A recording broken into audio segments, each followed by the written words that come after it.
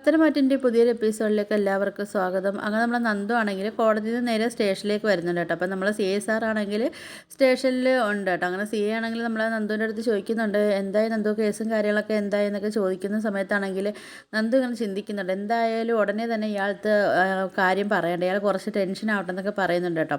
എന്നിട്ട് നമ്മൾ CA ചോദിക്കുന്നുണ്ട്, എന്തായി അനിയ പിന്നെ റിമാൻഡ് ചെയ്തോ അതോ എല്ലാവരെയും റിമാൻഡ് ചെയ്തോ എന്നൊക്കെ ചോദിക്കുന്ന സമയത്താണെങ്കിൽ നമ്മൾ നന്ദു പറയുന്നുണ്ട്, എല്ലാവരെയും റിമാൻഡ് ചെയ്തില്ല, എല്ലാവരെയും ഇപ്പോൾ വെറുതെ വിട്ടെന്നൊക്കെ പറയുന്നുണ്ട് കേട്ടോ. അപ്പോഴത്തേക്ക് നമ്മൾ CSR ചോദിക്കുന്നത്, എല്ലാവരെയും വെറുതെ വിട്ടെന്നോ, എന്താ നന്ദു ഒന്ന് ക്ലിയർ ആയിട്ട് പറയാൻ പറയുന്നുണ്ട് കേട്ടോ. ആ സമയത്താണെങ്കിലും നന്ദു പറയുന്നുണ്ട്, അത് അവർ കോടതിക്ക് ബോധ്യപ്പെട്ട അവർ തെറ്റൊന്നും ചെയ്തിട്ടില്ല എന്നൊക്കെ കോടതിക്ക് ബോധ്യപ്പെട്ടപ്പോൾ കോടതിയാണെങ്കിൽ അനന്തപുരിക്കാരെ ആണെങ്കിൽ കുറ്റവിമുക്തരാക്കി എന്നൊക്കെ പറയുന്നുണ്ട് കേട്ടോ. ആ സമയത്താണെങ്കിൽ നമ്മൾ CSR ആണെങ്കിൽ നന്ദുവിൻ്റെ ഫ്രണ്ടിൽ ഇങ്ങനെ ചിരിച്ചൊക്കെ ഇങ്ങനെ നിൽക്കുന്നുണ്ടെങ്കിലും ഉള്ളിൻ്റെ ഉള്ളിൽ ഭയങ്കര ഒരു സങ്കടമായിപ്പോയി. കാര്യം വെച്ചാൽ അനിയാണെങ്കിൽ കോടതിയിൽ റിമാൻഡ് ചെയ്തതുമില്ലല്ലോ. അപ്പോൾ ആ ഒരു വിഷമം എന്തായാലും സിയുടെ ഉള്ളിൽ ഇങ്ങനെ കിടക്കും കേട്ടോ. അങ്ങനെ നമ്മൾ നന്ദു പറയുന്നുണ്ട്, എന്തായാലും സാർ എന്തായാലും ഇന്ന് കോടതിയിൽ വന്നില്ലായിരുന്നല്ലോ, സാർ എന്തായാലും കോടതിയിൽ വരാനുള്ളതായിരുന്നെങ്കിൽ ഇന്ന് അനാമികയുടെ എല്ലാം വഴികളിൽ കൂടെയാണ് അവർ സഞ്ചരിച്ചതെന്നൊക്കെ ഇന്ന് സാറിന് ഇങ്ങനെ ബോധ്യപ്പെട്ടതിനെന്നൊക്കെ പറയുന്നുണ്ട് കേട്ടോ. എന്നിട്ട് ഇങ്ങനെ നമ്മളെ നന്ദു പറയുന്നുണ്ട്, എന്തായാലും അനന്തപുരിക്കാരാണെങ്കിൽ കുറ്റവിമുക്തരായപ്പോൾ സാറേ ഒന്നും പറയണ്ട, എൻ്റെ കണ്ണങ്ങ് നിറഞ്ഞു പോയി സന്തോഷം കൊണ്ടെന്ന് പറയുന്നുണ്ട് കേട്ടോ. അപ്പോഴത്തേക്കും നമ്മൾ സച്ചിൻ പറയുന്നുണ്ട്, ആന്നാ എനിക്കും അങ്ങ് സന്തോഷമായി, ഞാനും ആണെങ്കിൽ അങ്ങ് വിഷമിച്ചിരുന്നേ, എന്താ വിധി വരുമെന്നൊക്കെ അറിയാൻ വയ്യാഞ്ഞിട്ട് ഞാനും ആണെങ്കിൽ ആകെ സങ്കടപ്പെട്ടൊക്കെ ഇങ്ങനെ ഇരിക്കുക എന്ന് പറയുന്നുണ്ട് കേട്ടോ. അപ്പോൾ നമ്മൾ നന്ദു ഇങ്ങനെ മനസ്സിൽ ഇങ്ങനെ ചിന്തിക്കുന്നുണ്ട്, പിന്നെ ഇയാൾക്കല്ലേ സങ്കടം എന്നൊക്കെ പറഞ്ഞിട്ട് അങ്ങനെ നമ്മൾ നന്ദു ആണെങ്കിൽ പറയുന്നുണ്ട്, എന്നാൽ ശരി സാറേ ഞാൻ പോകുന്നു പറഞ്ഞിട്ട് നന്ദു അവിടെ നിന്ന് പോകുന്നുണ്ട് കേട്ടോ. ആ സമയത്താണെങ്കിൽ നമ്മൾ സക്കരിയാണെങ്കിൽ ഇങ്ങോട്ട് കയറി വന്നിട്ട് CA എടുത്ത് പറയുന്നുണ്ട്, സാറ് വിചാരിച്ച കണക്കൊന്നും കാര്യങ്ങളൊന്നും നടന്നില്ലല്ലേ, സാറൊന്ന് കാണേണ്ട കാഴ്ചയായിരുന്നു, നന്ദു സാറാണെങ്കിൽ വന്ന് ഇറങ്ങിയ സന്തോഷം കൊണ്ട് സാറാണെങ്കിൽ തുള്ളിച്ചാടിയില്ല, അത്രയ്ക്ക് സന്തോഷമാണെന്ന് ഇങ്ങനെ പറയുന്നുണ്ട്. എനിക്ക് സംശയം എന്ന് പറഞ്ഞാൽ സാറിൻ്റെ മനസ്സിൽ ഇപ്പോഴും ആ പയ്യൻ്റെ അടുത്ത് സ്നേഹം ഉണ്ടെന്നൊക്കെയാണ് നമ്മൾ സക്കരി ഇങ്ങനെ പറഞ്ഞു കൊടുക്കുന്നത് കേട്ടോ. അപ്പം എന്തായാലും നമ്മൾ സച്ചി പറയുന്നുണ്ട്, ആവശ്യമില്ലാത്ത കാര്യങ്ങളൊന്നും പറയരുത്, എനിക്ക് ഞാനുമായിട്ട് വിവാഹം നിശ്ചയം ഉറപ്പിച്ച പെൺകുട്ടിയാണ്, അപ്പോൾ ആ കുട്ടിയെക്കുറിച്ച് ആവശ്യമില്ലാത്തതെന്ന് ഇങ്ങനെ പറയരുതെന്നൊക്കെ പറയുന്നുണ്ട് കേട്ടോ. അപ്പോഴത്തേക്കും നമ്മൾ സക്കരി പറയുന്നുണ്ട്, അത് ഞാൻ സാറെന്ന് അറിഞ്ഞിരിക്കാൻ വേണ്ടി ഒന്ന് പറഞ്ഞതേ ഉള്ളൂ എന്നൊക്കെ പറഞ്ഞിട്ടാണെങ്കിൽ ഒന്ന് സൂക്ഷിച്ചൊക്കെ ഇരിക്കാൻ വേണ്ടി പറഞ്ഞാന്നൊക്കെ പറഞ്ഞിട്ട് സക്കരി അവിടെ നിന്ന് പോകുന്നുണ്ട് കേട്ടോ. പിന്നെ കാണിക്കാൻ നമ്മളെ കനകയാണ് കേട്ടോ. അപ്പോൾ വിവാഹ നിശ്ചയമൊക്കെ ആയിട്ട് കനകയാണെങ്കിൽ വീടൊക്കെ ഒന്ന് വൃത്തിയാക്കിക്കൊണ്ടിരിക്കുക. ആ സമയത്താണെങ്കിലും നമ്മളെ നവ്യയും നയനയും കൂടെ അങ്ങോട്ട് വരുന്നുണ്ട്.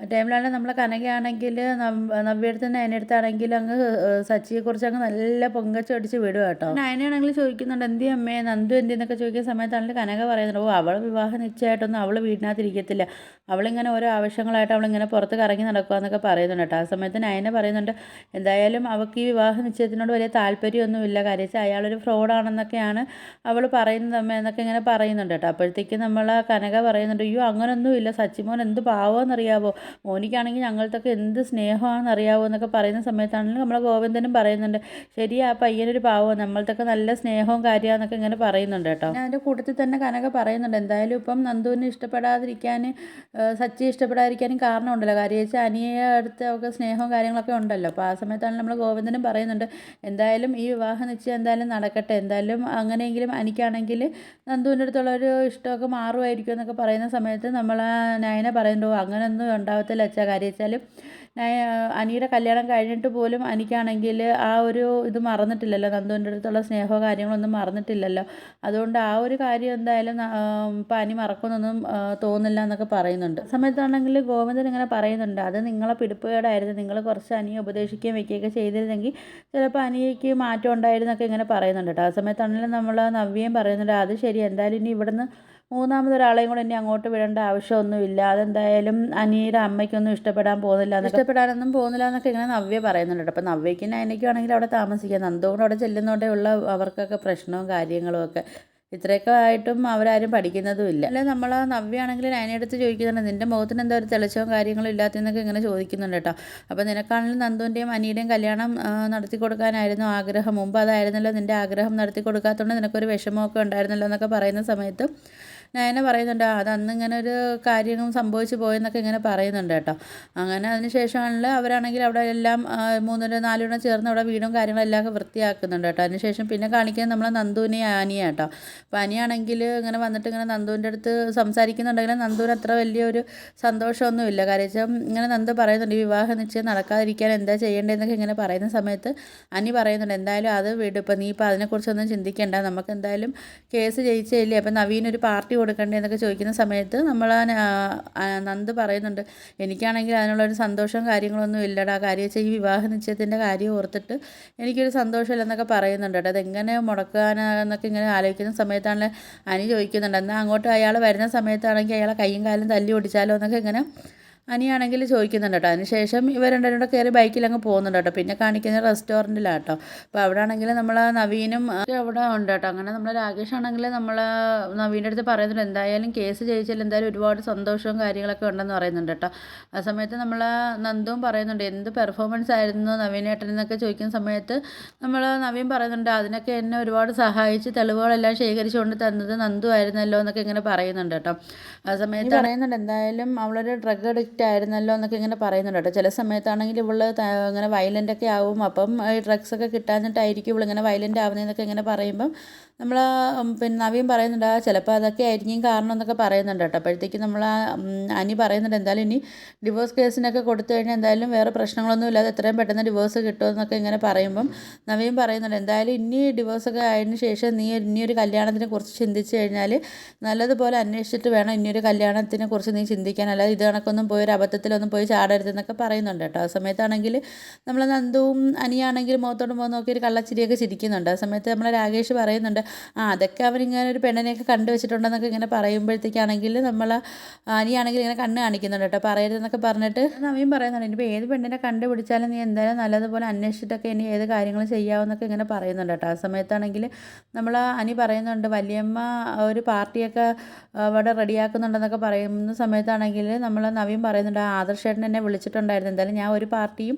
വേണ്ടാന്ന് വെച്ചിട്ടില്ല എന്നൊക്കെ ഇങ്ങനെ പറയുന്നുണ്ട് കേട്ടോ. ആ സമയത്ത് നമ്മൾ നവീനാണെങ്കിൽ നന്ദുവിൻ്റെ അടുത്ത് ചോദിക്കുന്നുണ്ട് നന്ദു എന്താ വിവാഹ നിശ്ചയത്തിന് എന്നെ ക്ഷണിക്കുന്നില്ലേ എന്നൊക്കെ ചോദിക്കുമ്പം നന്ദുവിൻ്റെ മുഖം അങ്ങ് ഒരുമാതിരി വാടുന്നുണ്ട് കേട്ടോ. അപ്പോഴത്തേക്കും ആ ഒരു വിഷമത്തിലൊക്കെ ഇരിക്കുന്ന സമയത്താണെങ്കിൽ നമ്മൾ രാകേഷ് പറയുന്നുണ്ട് അവൾക്കാണെങ്കിൽ ഈ വിവാഹത്തിനൊട്ടും താല്പര്യമില്ല എന്നൊക്കെ പറയുന്നുണ്ട് കേട്ടോ. അപ്പം ഒരു പ്രത്യേക സാഹചര്യത്തിൽ ചേച്ചിമാരെയും അമ്മയുടെ അച്ഛൻ്റെയും നിർബന്ധത്തിലാണ് അവൾക്ക് ഇങ്ങനെ ചെയ്യേണ്ടി വന്നതെന്നൊക്കെ പറയുന്ന സമയത്ത് നമ്മൾ നവീൻ പറയുന്നുണ്ട് നന്ദുവിനെ കണക്ക് ഒരു പെൺകുട്ടി എന്തായാലും ആരെയും നിർബന്ധിച്ച് എന്തായാലും കല്യാണം കഴിക്കേണ്ട കാര്യമില്ലല്ലോ, നിനക്ക് ഇഷ്ടമല്ലെങ്കിൽ ഇഷ്ടമല്ലെന്ന് തന്നെ പറഞ്ഞൂടെ എന്നൊക്കെ ചോദിക്കുന്നുണ്ട് കേട്ടോ. അപ്പോൾ നന്ദു പറയുന്നുണ്ട് അതിപ്പോൾ എന്താ ചെയ്യാൻ പറ്റും അവിനേട്ടാ, ഒരു പ്രത്യേക സാഹചര്യത്തിൽ എനിക്കത് സമ്മതിക്കേണ്ടി വന്നെന്നൊക്കെ ഇങ്ങനെ പറയുന്നുണ്ട് കേട്ടോ.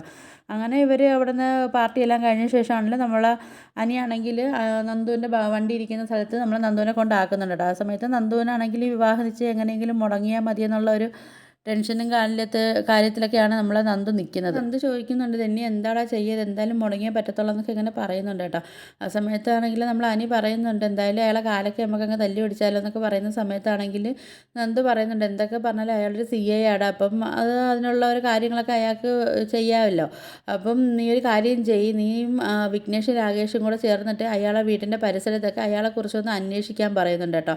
അപ്പം ഞാനും ആണെങ്കിലും അയാളെക്കുറിച്ച് അയാളെ പാസ്റ്റൊക്കെ എങ്ങനെയെങ്കിലും കണ്ടെത്താനുള്ള ശ്രമത്തിലും കാര്യത്തിലൊക്കെ ആണെന്ന് ഇങ്ങനെ നന്ദുവും പറഞ്ഞിട്ട് നന്ദു പറയുന്നുണ്ട് എന്തായാലും ഞാൻ ഇനിയും താമസിച്ചാൽ ശരിയാവത്തില്ല, എന്തായാലും വീട്ടിൽ ചേച്ചിമാരെല്ലാവരും വന്നിട്ടുണ്ട്, അപ്പോൾ അവർ ഇനിയും താമസിച്ചാൽ എന്താ ചോദ്യമൊക്കെ ചെയ്യാൻ തുടങ്ങും, അതുകൊണ്ട് ഞാൻ എന്തായാലും ഒരു കാര്യം ചെയ്യട്ടെ, ഞാൻ എന്തായാലും പോകാമെന്ന് പറഞ്ഞ് നമ്മളെ നന്ദു ആണെങ്കിൽ അവിടുത്തെ പോകുന്നുണ്ട് കേട്ടോ. നമ്മൾ നന്ദു ആണെങ്കിൽ ചോദിക്കുന്നുണ്ടായിരുന്നു കേട്ടോ അനിയെടുത്ത് അനി നീ എന്തായാലും വിവാഹ നിശ്ചയത്തിന് വരുമെന്ന് ചോദിക്കുന്ന സമയത്ത് അനി പറയുന്നുണ്ട് എന്തായാലും വരണമെന്നൊക്കെ ചോദിക്കുമ്പോഴത്തേക്ക് നന്ദു പറയുന്നുണ്ട് വേണ്ടടാ, ചിലപ്പോൾ ഞാൻ ആ സമയത്താണ് ചിലപ്പോൾ മോതിരം ഊരി നിൻ്റെ കയ്യിലിടും, പിന്നെ അത് വേറെ പ്രശ്നങ്ങളും കാര്യങ്ങളൊക്കെ ആവുമെന്ന് പറയുന്നുണ്ട്. അപ്പോൾ അനിയാണെങ്കിൽ കളിയാക്കി പറയുന്നുണ്ടോ എങ്കിൽ പിന്നെ നിൻ്റെ അമ്മ അപ്പോഴേ കയറി ആത്മഹത്യ ചെയ്തതെന്നൊക്കെ പറയുന്നുണ്ട് കേട്ടോ.